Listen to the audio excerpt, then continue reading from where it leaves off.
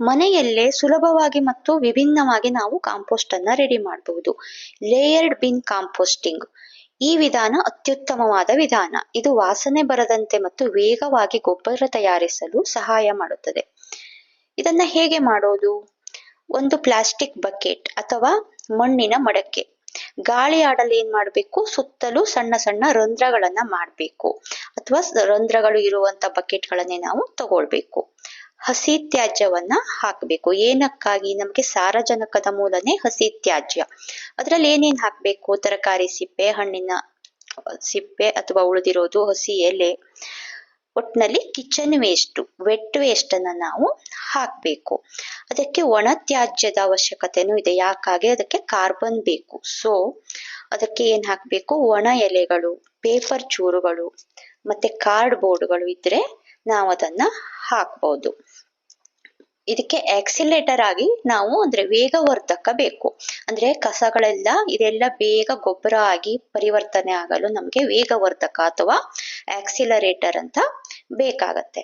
ಅದಕ್ಕೆ ನಾವೇನ್ ಮಾಡ್ಬೇಕು? ಮನೆಯಲ್ಲೇ ನಾವು ಹುಳಿ ಮಜ್ಜಿಗೆ, ಬಟರ್ ಮಿಲ್ಕ್, ಹುಳಿ ಬಂದಿರೋದು ನಾವು ಅದಕ್ಕೆ ಹಾಕ್ಬಹುದು. ಇಲ್ಲ ನಿಮ್ಮಕ್ಕೆ ಆ ತರ ಆಗಲ್ಲ ಅಂದ್ರೆ ಹಳೆಯ ಗೊಬ್ಬರಗಳನ್ನ ನಾವು ಸ್ವಲ್ಪ ಆಡ್ ಮಾಡಬಹುದು. ಇಲ್ಲ ಕಾಂಪೋಸ್ಟ್ ಮೇಕರ್ ಅಂತ ಒಂದು ಪೌಡರ್ ಅನ್ನ ತಂದ್ಕೊಂಡು ಸ್ವಲ್ಪ ಸ್ಪ್ರಿಂಕಲ್ ಮಾಡಿದ್ರೆ ಕಸಗಳೆಲ್ಲ ಬೇಗ ಗೊಬ್ಬರ ಆಗಿ ಪರಿವರ್ತನೆ ಆಗಲು ಸಹಾಯ. ಇದನ್ನ ನಾವು ಹೇಗೆ ಮಾಡೋದು? ಬಕೆಟ್ ನಲ್ಲಿ ಫಸ್ಟ್ 2 ಇಂಚು ಒಣ ಎಲೆಗಳನ್ನ ಅಥವಾ ತೆಂಗಿನ ನಾರನ್ನ ಹಾಕ್ಬೇಕು.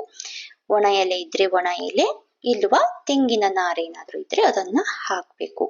ಇದು ಹೆಚ್ಚುವರಿ ನೀರನ್ನ ಹೀರಿಕೊಳ್ಳೋದು ಮತ್ತೆ ಗಾಳಿ ಸಂಚಾರಕ್ಕೆ ಸಹಾಯ ಮಾಡ್ತದೆ. ನೆಕ್ಸ್ಟ್ ಲೇಯರ್ ಅಲ್ಲಿ ಹಸಿ ತ್ಯಾಜ್ಯವನ್ನ ಹಾಕ್ಬೇಕು.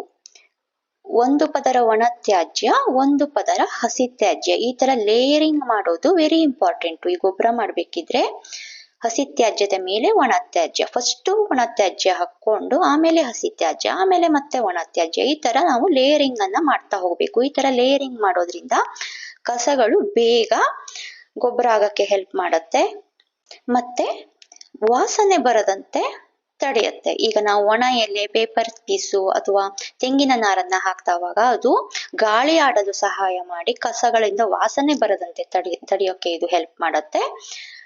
ಸೊ ಈ ತರ ಲೇಯರಿಂಗ್ ಮಾಡೋದು ಗೊಬ್ಬರ ತಯಾರಿಕೆಯಲ್ಲಿ ವೆರಿ ಇಂಪಾರ್ಟೆಂಟು. ಆಮೇಲೆ ಮ್ಯಾಜಿಕ್ ಲಿಕ್ವಿಡ್ ಅನ್ನ ಹಾಕ್ಬೇಕು. ಅದೇ ಎಕ್ಸಿಲರೇಟರ್, ವೇಗವರ್ಧಕ. ಪ್ರತಿ ಬಾರಿ ಕಸ ಹಾಕಿದಾಗ ನಾವೇನ್ ಮಾಡ್ಬೇಕು? ಅದರ ಮೇಲೆ ಸ್ವಲ್ಪ ಹುಳಿ ಮಜ್ಜಿಗೆ ಅಥವಾ ಬೆಲ್ಲದ ನೀರಾದ್ರೂ ಆಗತ್ತೆ, ಇದರನ್ನ ಹಾಕ್ಬೇಕು. ಒಟ್ನಲ್ಲಿ ನೀವು ಏನು ವೇಗವರ್ಧಕವನ್ನ ಯೂಸ್ ಮಾಡ್ತೀರಾ, ಹಳೆ ಗೊಬ್ಬರ ಆದ್ರೂ ಆಗತ್ತೆ, ಹುಳಿ ಮಜ್ಜಿಗೆ ಆಗತ್ತೆ, ಬೆಲ್ಲದ ನೀರ ಆಗತ್ತೆ, ಇಲ್ಲ ನೀವು ಕಾಂಪೋಸ್ಟ್ ಮೇಕರ್ ಪೌಡರ್ ಹಾಕಿದ್ರು ಆಗತ್ತೆ. ಇದರಲ್ಲಿರುವ ಬ್ಯಾಕ್ಟೀರಿಯಾಗಳೇನ್ ಮಾಡತ್ತೆ? ಕಸವನ್ನ ಬೇಗನೆ ಕೊಳೆಯುವಂತೆ ಮಾಡತ್ತೆ. ಕೊಳೆತು ಅದು ಗೊಬ್ಬರ ಆಗಕ್ಕೆ ಸಹಾಯ ಮಾಡತ್ತೆ. ಸೊ ಹೇಗೆ ನಿರ್ವಹಣೆ ಹೇಗ್ ಮಾಡೋದು? ಇದನ್ನ ಬಕೆಟ್ ತುಂಬಿದ ನಂತರ ಅದನ್ನ ಗಾಳಿ ಆಡುವ, ನಾವು ಕಸಗಳನ್ನೆಲ್ಲ ತುಂಬಿ ಈ ತರ ಗಾಳಿ ಆಡುವ ಓಪನ್ ಪ್ಲೇಸ್ ಅಲ್ಲಿ ನಾವ್ ಇದನ್ನ ಇಡ್ಬೇಕು.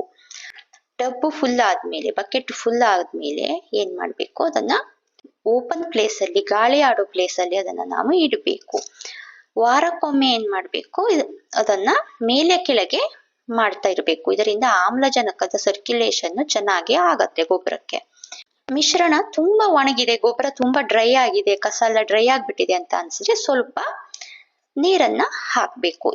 ನೀರು ತುಂಬಾ ಜಾಸ್ತಿನೂ ಹಾಕ್ಬಾರ್ದು, ಜಸ್ಟ್ ತೇವ ಇರೋ ತರ ನೀರನ್ನ ಸ್ಪ್ರಿಂಕಲ್ ಮಾಡ್ಬೇಕು. ತುಂಬಾ ವಾಸನೆ ಬರ್ತಾ ಇದೆ ಅಂದ್ರೆ ಸ್ವಲ್ಪ ಒಣ ಎಲೆಗಳನ್ನ ಮತ್ತೆ ಸೇರಿಸ್ಬೇಕು. ನೊಣ, ಹುಳುಗಳ ಕಾಟ ಬರದಂತೆ ನಾವು ಕಸದ ಮೇಲೆ ತೆಂಗಿನ ನಾರನ್ನ ಮುಚ್ಚಿಡ್ಬೇಕು ಅಥವಾ ಒಣ ಎಲೆಗಳನ್ನ ಮುಚ್ಚಿಡ್ಬೇಕು.